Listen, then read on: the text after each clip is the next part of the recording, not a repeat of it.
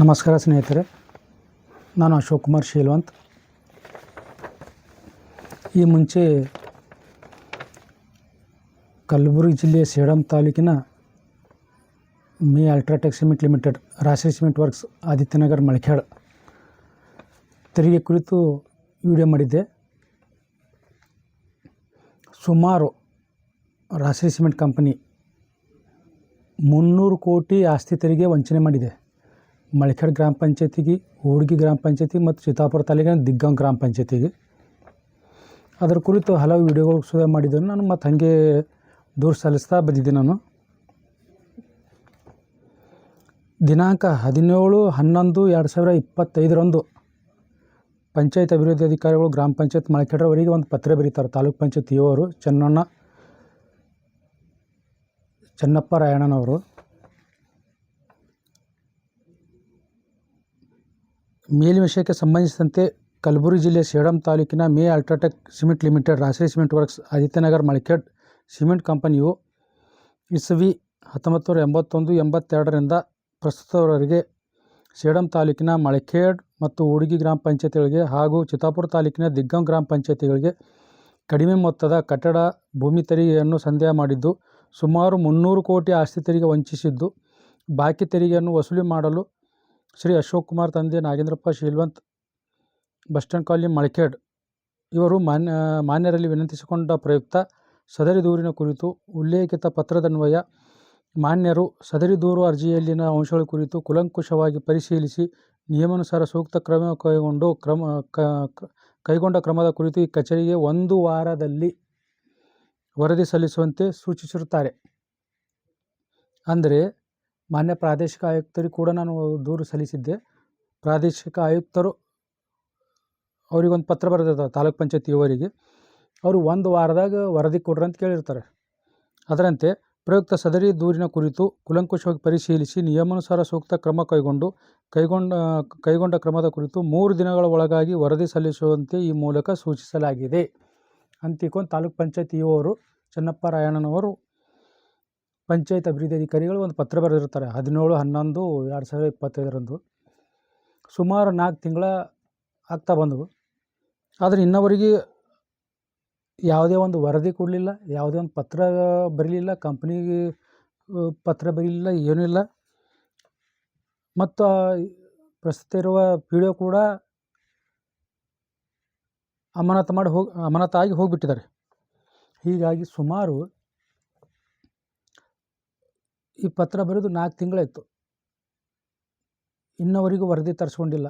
ಮತ್ತು ಆ ವರದಿಯನ್ನು 1 ವಾರದಲ್ಲಿ ಇಲ್ಲಿ ಆರ್ ಸಿ ಅವರಿಗೆ ರಿಪೋರ್ಟ್ ಸಲ್ಲಿಸಬೇಕಾಗಿತ್ತು. 7 ದಿನದಲ್ಲಿ ಅವರು ಪತ್ರ ಬರೆದಿದ್ದರು ಆರ್ ಸಿ ಅವರು.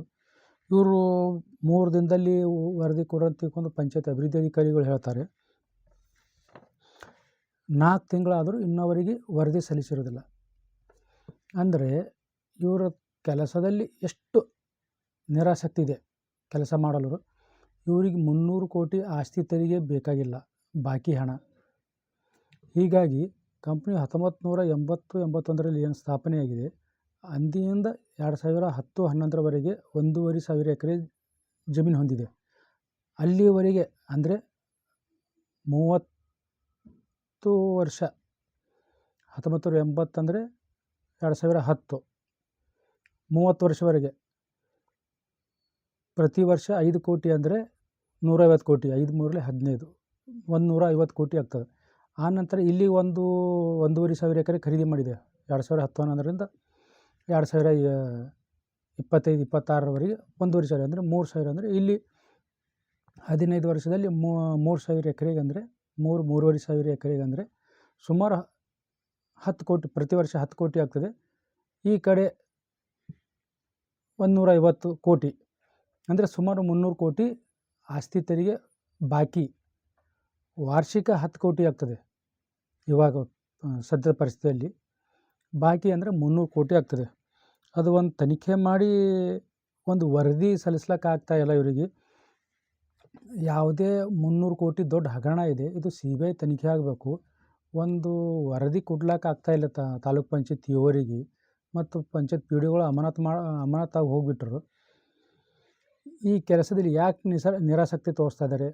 ಸರ್ಕಾರಕ್ಕೆ ಎಲ್ಲ ಸಂಬಂಧಪಟ್ಟ ಎಲ್ಲ ಅಧಿಕಾರಿಗಳಿಗೆ, ಜನಪ್ರತಿನಿಧಿಗಳಿಗೆ ಎಲ್ಲರಿಗೂ ಬರ್ದೀನಿ. ಮಾನ್ಯ ಸಚಿವರಾದಂಥ ಡಾಕ್ಟರ್ ಶ್ಯಾಮಪ್ರಕಾಶ್ ಪಾಟೀಲ್ ಅವ್ರಿಗೆ ಬರ್ದೀನಿ ಮತ್ತು RDPR ಮಿನಿಸ್ಟರ್ ಆದಂಥ ಪ್ರಿಯಾಂಕ್ ಖರ್ಗೆ ಅವ್ರಿಗೆ ಬರ್ದೀನಿ.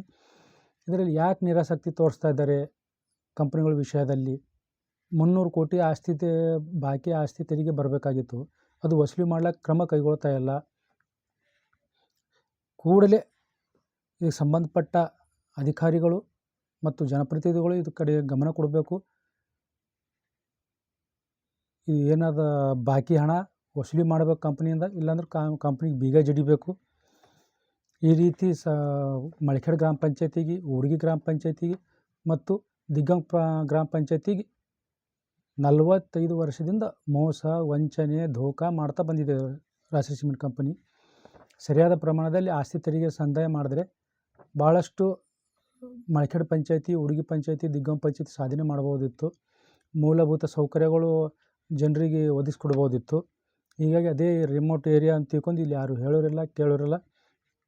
ಇದರ ಬಗ್ಗೆ ಸಂಬಂಧಪಟ್ಟ ಅಧಿಕಾರಿಗಳು, ಜನಪ್ರತಿನಿಧಿಗಳು ಈಗಲಾದರೂ ಎಚ್ಚೆತ್ತು ಕ್ರಮ ಕೈಗೊಳ್ಳಬೇಕು.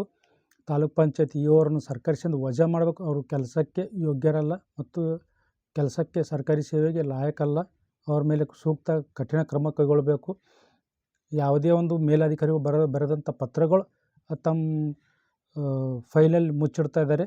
ಅದಕ್ಕೆ ಕ್ರಮ ಕೈಗೊಳ್ತಾ ಇಲ್ಲ. ಕೂಡಲೇ ತಾಲೂಕ್ ಪಂಚಾಯತ್ ಇವರನ್ನು ಸರ್ಕಾರಿ ಸೇವೆಯಿಂದ ವಜಾ ಮಾಡಬೇಕು ಅಂತ ನಾನು ಈ ವಿಡಿಯೋ ಮುಖಾಂತರ ಮಾನ್ಯ ಡಾಕ್ಟರ್ ಶ್ಯಾಮಪ್ರಕಾಶ್ ಪಾಟೀಲ್ ಅವರಿಗೆ ಮತ್ತು ಮಾನ್ಯ ಪ್ರಿಯಾಂಕ್ ಖರ್ಗೆ ಅವರಿಗೆ ನಾನು ವಿನಂತಿ ಮಾಡ್ಕೊಳ್ತೀನಿ.